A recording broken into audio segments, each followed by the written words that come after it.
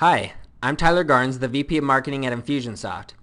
Infusionsoft helps you execute elaborate email marketing 2.0 campaigns that will grow any small business.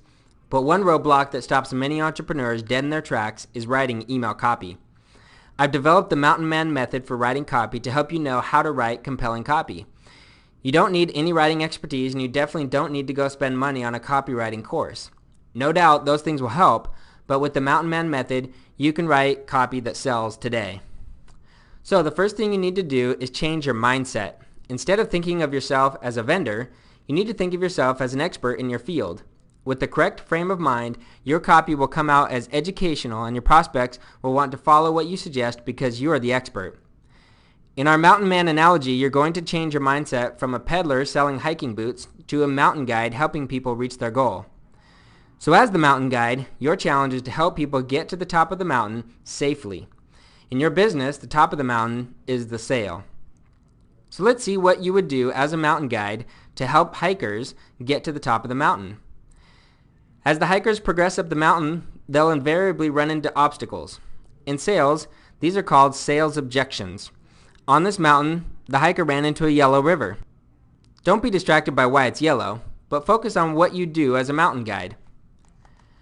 What you'll want to do is put up a sign instructing hikers how to safely cross the river. In this case, you provide 3 tips. Head 10 paces downriver, find the tree that fell across the river, walk across the river on that tree, and don't lose your balance. Once the hikers have safely crossed the river, you'll want to leave another sign pointing them in the right direction. This is important. They need to know where to go and what to expect next. So the hikers follow the trail, and then they come to their next obstacle, a man-eating bear. Your reputation would be shot if one of your hikers got attacked by the man-eating bear, so you put up a sign to help your hikers avoid this danger. Once again, you give some quick pointers on how not to get eaten. Go north 30 paces, avoid areas with large footprints, and of course don't leave crumbs. Again, once safely past the obstacle, you leave another sign to point them in the right direction. The hikers follow the trail, and of course, they run into another obstacle, a dangerous cliff. As the mountain guide, you know exactly how to help people ascend the cliff safely, so you put up a sign with simple instructions. Follow the crack in the rocks, tie yourself to the cable, and don't look down. And of course, once your hikers get past that obstacle, they're safely at the top of the mountain. Well done. Now let's take a look at a real business to see how this method applies to writing copy. Let's say you're a gardener. Now remember, you're not a seller of gardening, you're an expert gardener. The mindset is important. Your goal is to get customers up your mountain. In this case, you want to get your customers to sign up for a monthly gardening service at $100 a month. Remember how the hikers ran into obstacles? Well, your customers will run into obstacles as well. They'll have objections. Reasons why they won't sign up for your monthly service. Here are a few reasons why. I'll do it myself. I only need lawn service. I don't need you trimming my trees and bushes and maintaining my flower beds. And third, it costs too much. These are fairly typical objections. I'm sure you can easily think of the top 3 to 5 reasons why your customers object to buying your product or service. Take a minute to write those down. Don't come up with too many. Instead, write down the most common. Once people overcome those objections, you know you can close the sale. So however many objections you come up with is how many steps you will have in your email sequence. How you space them depends on how long your sales cycle is and how much research your customers need to do before they feel comfortable buying.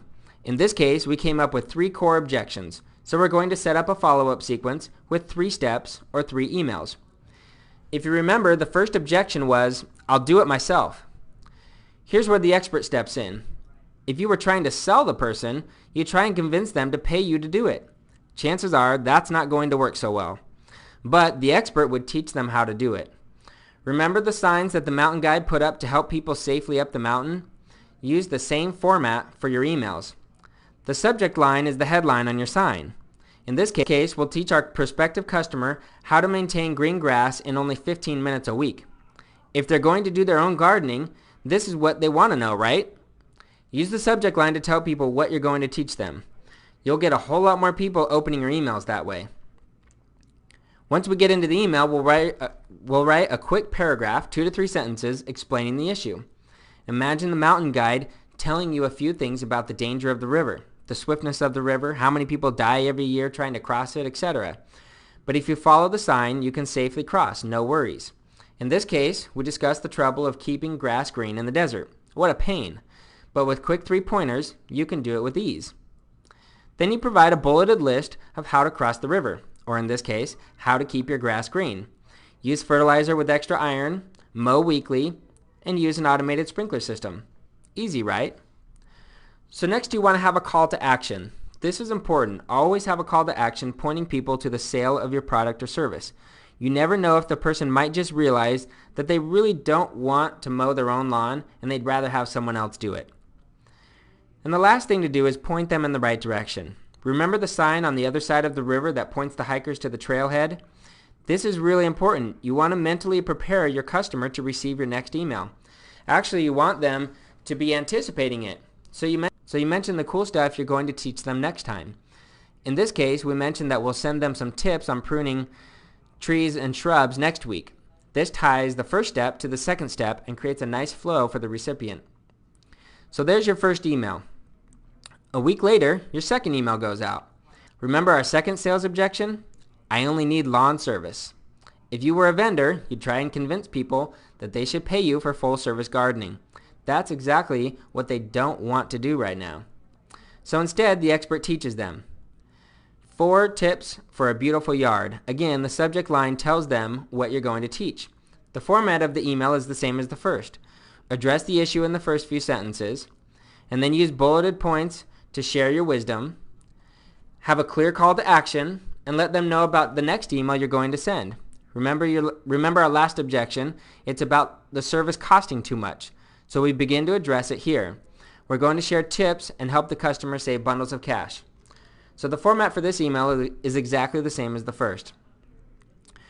We're going to share 3 costly gardening mistakes. Again, the purpose is to teach. Be the expert. The intro addresses the issue, the fact that doing it yourself can end up costing you tons of money if you mess it up.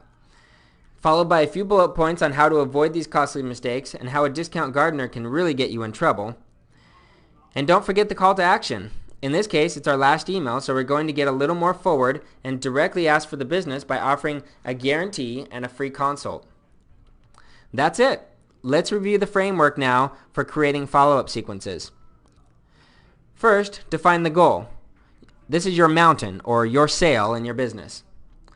Second, define the objections or the obstacles that people run into as they look into buying what you sell.